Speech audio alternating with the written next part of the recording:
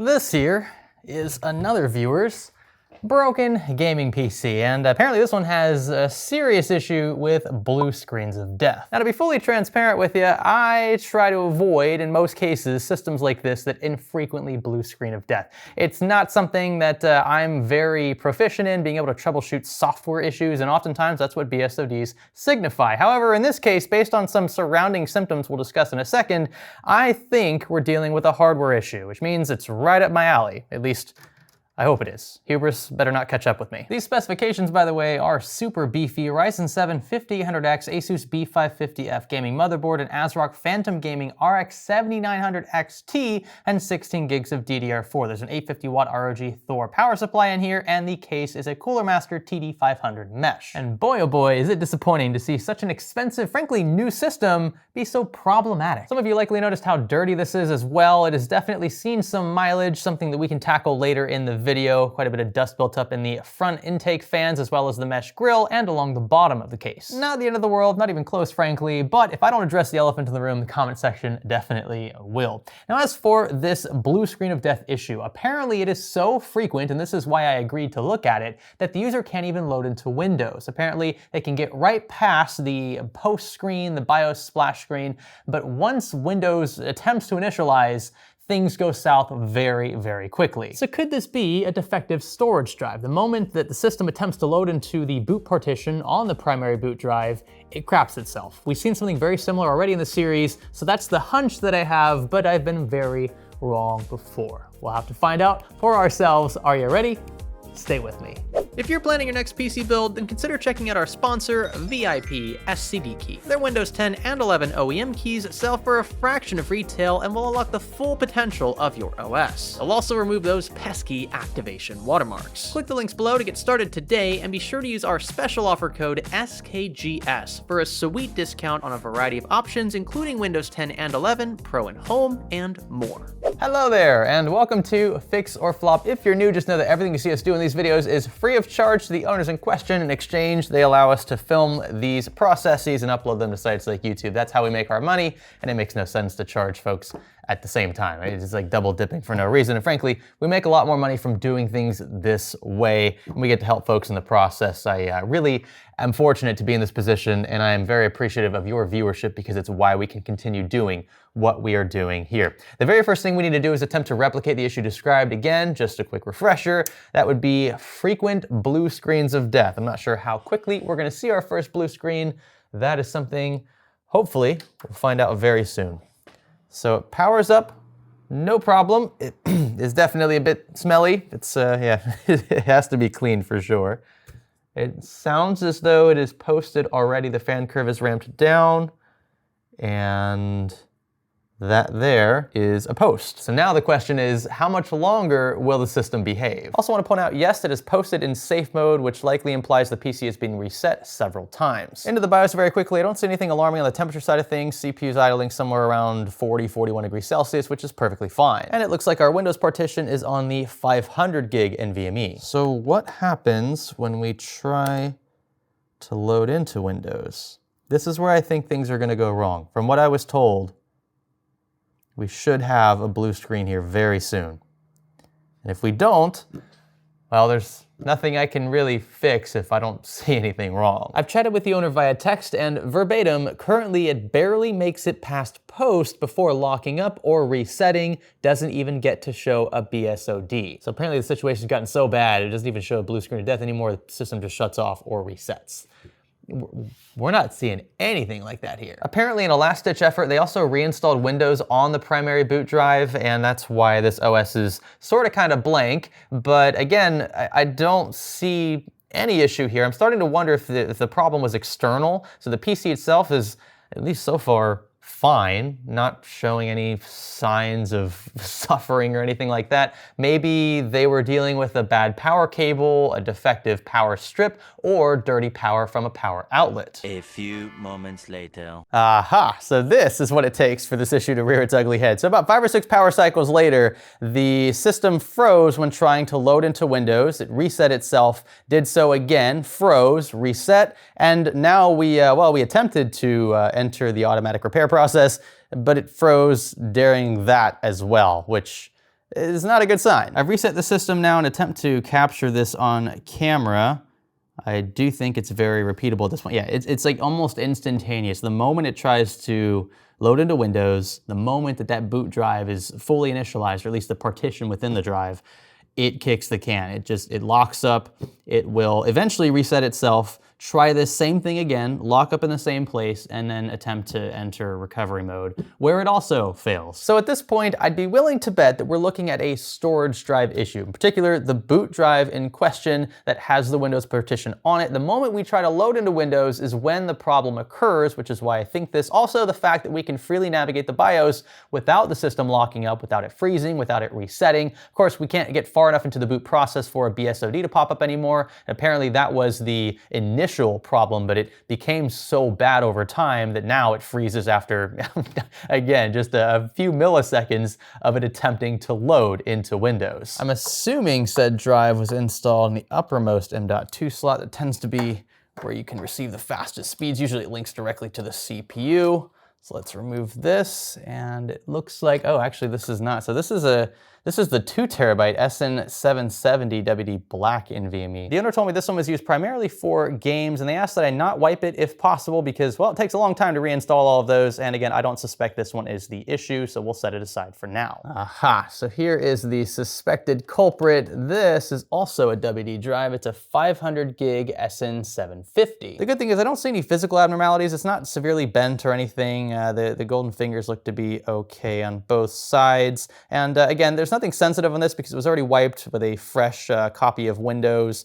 I am probably gonna move this to the uppermost M.2 slot just to give it one final chance before outright replacing it. Let's see what happens here. System's powered back on. Sometimes having these drives in different M.2 slots makes them act weird. Okay, yeah, the exact same problem. So it doesn't matter where it's installed, it locks up immediately.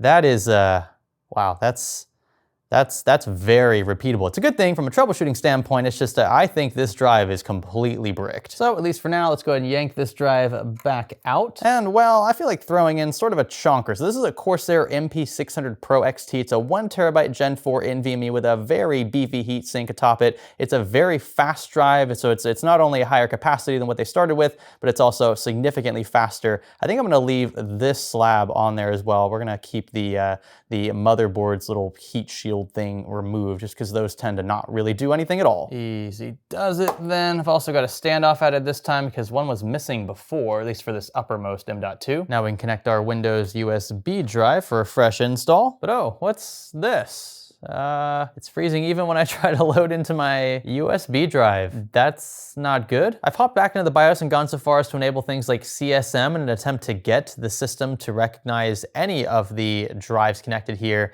Obviously it sees them, but it fails to boot into any of them. Again, including my bootable media here, which I know works because I've used this for like 10 systems so far in this office. I do not know what is going on. This is taking a very odd turn. If it's not the storage drive, what else could it be? I was checking front I/O just to be on the safe side. Sometimes the power switch is connected to the reset pins, etc. You get some weird behavior, but all of these were correctly connected. I've also disconnected all non-vitals at this point, and we still get the same lockup, the same freeze, this time in the preparing automatic repair process. So yeah. Where do we go from here? I suppose a quick sanity check on the power supply side wouldn't hurt. Everything here is a pass with flying colors, no issues, no problems. So how about this? Let's attempt to rule out a few pieces of hardware. This might come back to bite us in the end, but I think it's safe to say, firstly, that the power supply is not to blame. The system is not randomly turning off. It is randomly resetting when it freezes, but even when it freezes, it stays on for a very long time. And so, yeah, it doesn't smell like a power supply issue based on those symptoms alone. I also don't think that we're dealing with a graphics card issue because even when the system freezes, we still have signal to the display the entire time. And when the system resets, we have that constant signal again, no random cutouts, no artifacting of any kind. Although the graphics card would be a very quick thing to rule out from this equation, I again don't think it's to blame. DDR4, however, is often the culprit. How do I even get my fingers up here? Is often the culprit. And so I'm going to start by removing both of these and using a single known working stick from my stash. I've got it installed in slot A2, which is the first demanded by the motherboard. I do still have everything else non-vital disconnected. It's actually, I don't even know why I'm touching that power button. That's not gonna work. And I do have the owner's original 500 gig boot drive installed. I don't think that's the problem at this point because I was seeing the exact same symptom with my known working bootable media tool. So let's jump the power pins and see what we've got. I think what's adding to the confusion here, this motherboard actually has a set of debug LEDs and the checks all pass. We get, again, straight into the boot section of the system here. It locks up and then it resets. It's like the system during the post process doesn't see an issue. And that's why, again, it tries to load into Windows over and over before attempting to enter the recovery environment. It is very frustrating that what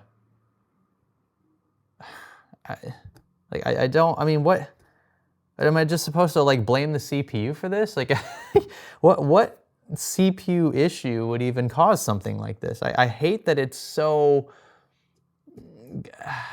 just so vague of a symptom at this point.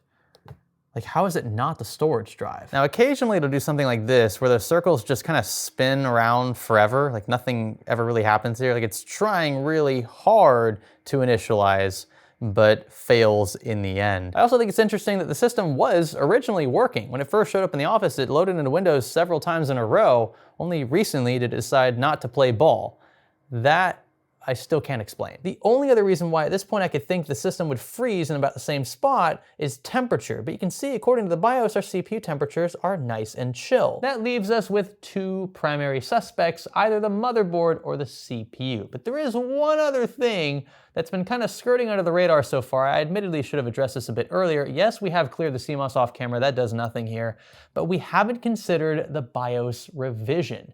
Could this be an older BIOS, and could it be causing the symptoms we're seeing? I've seen some really weird older Ryzen BIOSes do strange things with computers like these. This is a newer CPU, obviously, but is it worth a flash? I think so at this point, before we dive any deeper into the platform. We'll do this the old-fashioned way, even though this board does support BIOS flashback without a CPU installed. I think we're gonna go there. That's the cap file, and here we go. Now, I've said it before, but I will say it again because this is so important. Do not power off your system. Don't touch anything while this BIOS updates, lest you end up with a bricked motherboard. A few moments later. Here we are then, back to the splash screen. We're going to remove that USB drive just to eliminate any confusion. We're going to click F1, and now we're going to reboot. Like doing this upside down, it's kind of weird. We're just gonna jump straight into it. If this doesn't fix it, I'm gonna replace the CPU. I'm just gonna go ham and replace the chip. I don't know what else to replace, to be fair with you. I mean, we could replace the motherboard, but that involves even more work. So I'd rather stick with the simpler swap for now. Wow, that's interesting. Okay, it actually is diagnosing now. It was never able to get that far before. There's no way that just updating this BIOS fix. Wow, we actually got into the recovery window. Is this the recovery environment? It's like the automatic repair window. That's shocking. I've just reset things then. Let's not get ahead of ourselves. This is an extremely frustrating system to work on. I don't think I've seen something this annoying in a good while. It's okay, it's not the viewer's fault, obviously. I'm just sharing my thoughts with you. All right, so yeah, we're gonna replace the CPU. We're just gonna swap it outright. I hate to jump to that conclusion, but I don't really know where else to go from here. I've tried several drives, even drives that I know already have Windows partitions on them. I've tried Windows bootable USBs. They all freeze in like the same spot with the exact same characteristics. It's just bizarre. Day 2. I took a step back and really gave it some thought. Over the last 24 hours, I was scouring the internet. I was looking at even some old fixer flop videos trying to hone in on what this issue could be. I'm still dead set on swapping the CPU out at this point. I am still at a loss. I haven't been able to find any story that matches ours exactly, where it just continues freezing in the same spot and it not be the storage drive in question or say an M.2 slot. If you remember, the primary boot drive was in the lower M.2 slot. We tried it in the uppermost M.2 slot, still does the same thing. Any BIOS setting that we could possibly tweak hasn't fixed the issue either.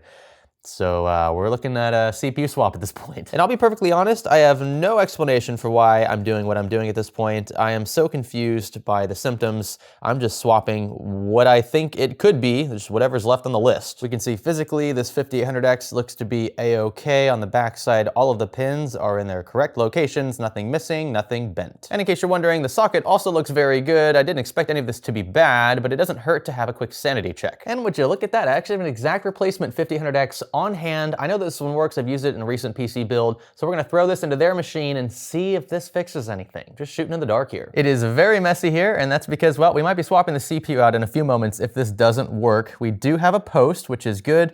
We have the circle spinning. Is it? Wow. Okay, first boot, straight into Windows. That's good. That's good, but I don't want to call it just yet, because if you recall in the beginning of this video, it loaded into Windows just fine a few times before it stopped working altogether for whatever reason. So I'm gonna power cycle this off camera like a dozen times, and we'll see if it fails. So this will be power attempt number 4. So far, so good. I just wanna show you how quickly this thing fires up now. So I'm clicking the power button right now. Here we go. And you can see, I wonder if we have fast boot enabled. I don't know if I don't think I toggled that, but look at that. Look how quick that is. It's like 5 seconds. I mean, it's a really fast loading PC when it works. And again, so far, it hasn't failed us yet. So CPU issue? Is that our culprit? We're up to attempt number 8 now, and I'm gonna pull the screen over just so you can see it off to the side there. Powering on. And this thing is just incredibly, this loads faster than my own PCs. I'm shocked. There we go, boom, right into Windows. And it's incredible. Now I would say I'm surprised by what we're seeing here, but I have seen weirder before. The fact that a CPU could be causing an issue that looks like a drive issue, or at least a corrupt partition issue, something along those lines, something that has to do with the drive. That is actually not the case here. The drive is completely fine. The symptoms just suggested otherwise. Wow. Now, there is one other thing we can do. I'm gonna power this back off because I don't have thermal paste on the chip yet. One other thing we can do before calling it, because I need another sanity check here. This is still just a bit jarring, all of this, is we can put the owner's original CPU, their 5800X, into a known working Ryzen build outside of this system here. If we get the same symptom with that chip surrounded by a bunch of other working parts from my own stash, then we know for sure something weird is going on with that CPU. So I've rigged together a makeshift B550 platform and used a Ryzen 5 5500 to confirm that this platform does in fact post and that it loads into Windows thanks to an M.2 drive that I use frequently with AMD test systems. This is going to be our sanity check, our control, so to speak. Once we confirm that everything is good here, it looks like it's already loading into Windows, then we'll swap the CPU in here for the owner's 5800X. If we see that same freeze in the same location, then we'll know without a shadow of a doubt that it's to blame. And after only a few seconds, we are at the desktop. So that's good. Nothing really surprising so far. Now let's swap the chips. Come on, there we go. All right, so the cooler is situated, the cooler is connected, and let's fire it up. Power on the power supply. Where is my, I was jumping the power pins with like a USB drive. I don't even know where I put that now. I'm losing so much stuff. Here it is. Okay, so we'll jump the power pins. All right, system is on. It's probably not gonna like the fact that I just randomly swapped chips. It's gonna restart itself once or twice, I imagine. Should be rebooting now. Okay, here we go. Spinny wheels. All right, there are the spinny wheels. That's a good sign. Spinny wheels. Right, okay, so that loaded right back into Windows, no problem. I can't explain what's happening right now. No idea. I have no idea why this is behaving here and not in the other system. Sometimes motherboards and CPUs don't play all that nicely. BIOS revisions, the cooling is adequate. For a 5800X, a 240 mil rad is no problem at all. This is working though. I don't really know what else to say here. We'll restart it one more time. I'll keep this rolling for you guys just so you can see in more or less real time what is happening. We can put the owner's RAM, both sticks, into this platform as well, just to make sure that they're playing nicely. But again, we already ruled that out before. Yeah, loads right into Windows every single time. So now I've got everything from the owner's original rig back in here, save the replacement CPU. I've even got the secondary drive, that's the game drive there that the camera's not focusing on. There she is. And I've got the capture card installed. I've even got the original kit of DDR4 in here, 16 gigs of Crucial Ballistics, I think. We're gonna go ahead and just power on here. And I'll show you in real time what happens on screen. So you can see all the LEDs and things light up, fans are spinning. Again, I don't have thermal paste on the chip, but that's not really the issue here. And there's our post. Am I speaking too soon? There we go. Okay. There are the spinny wheels. And there we are into Windows. That was easy. Now let's swap chips. Doing this one-handed is absolutely insane. Not sure what I'm thinking. I've powered it on, and we've got a post. We've got a successful boot into Windows. I don't know why this is so sporadic. I don't know what's going on. I can't explain it. I have been here for a good 20 minutes power cycling the system, trying to get the symptom to rear its ugly head again, and it refuses to. It is so frustrating from a troubleshooting perspective that I cannot replicate this issue anymore, when all I have done is swap the CPU out and back in. That's it. The only thing that has changed is, well, really nothing. Nothing's changed. It's all the same. This is how the system showed up in the office to begin with. And if you recall, again, the system worked when it first showed up. It loaded into Windows, no problem. After a few boots, however, it started freezing. And once it froze, it never fixed itself. It continued to freeze over and over. By that point, it was repeatable. It was something that I could reliably demonstrate on camera for you.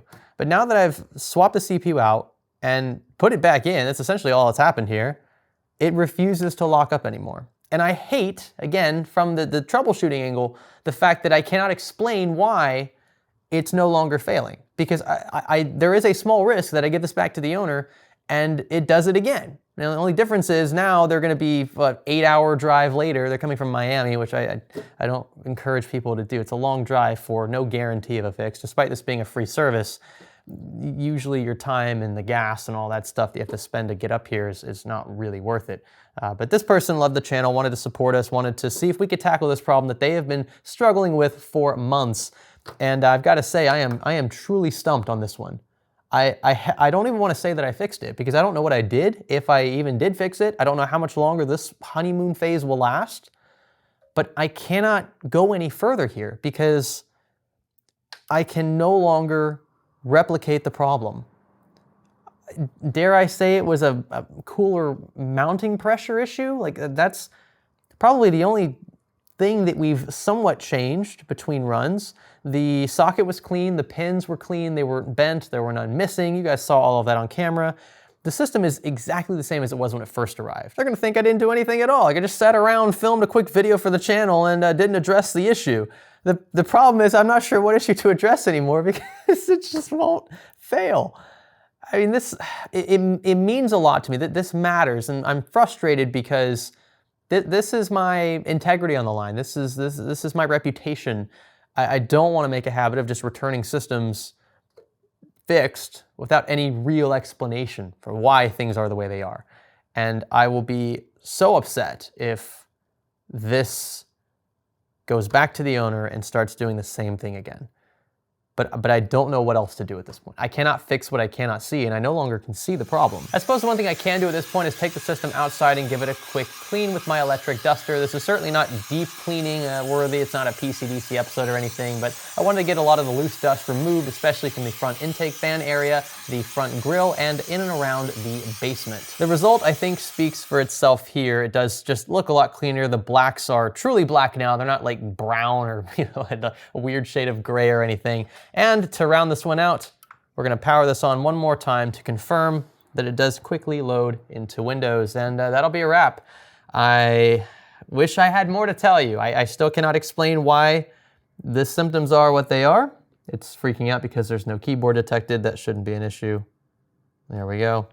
And yep, just a quick sanity check. There we go. Load straight into Windows, extremely fast. Mission failed successfully. That's about all I can really say at this point. Wish I could tell you more. If you guys have any idea why the system behaved this way, if you have any, just, I don't know, just a random thought, if there's something it could be that I'm not thinking of here, let me know in the comment section below. I'm willing to bet at this point that it's probably a CPU mounting pressure issue, just because I didn't change anything else. We just removed the CPU. We didn't really have to clean the socket at all. The pins looked fine. All we did in the end was reinstall it, reapply the AIO block, and power up. And it has not failed us in probably 2 or so dozen attempts.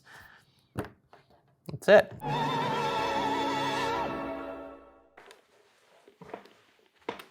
Hello there. So this is not how I expected to end the video, obviously. This is a bit of an impromptu clip, but I feel like had things ended without this, it wouldn't have really been fair to all of you. I don't think it would have been fair to the owner either. And again, I mentioned in the video that they were driving it from Miami. That's a 4-hour drive one way. So it's 8 hours both ways, and then times 2 because you have to drop it off and kind of just wait. I don't have like a set number of days where it'll take me exactly 3.5 days to fix this, because I don't know what I'm working with until the system arrives and I can begin testing it.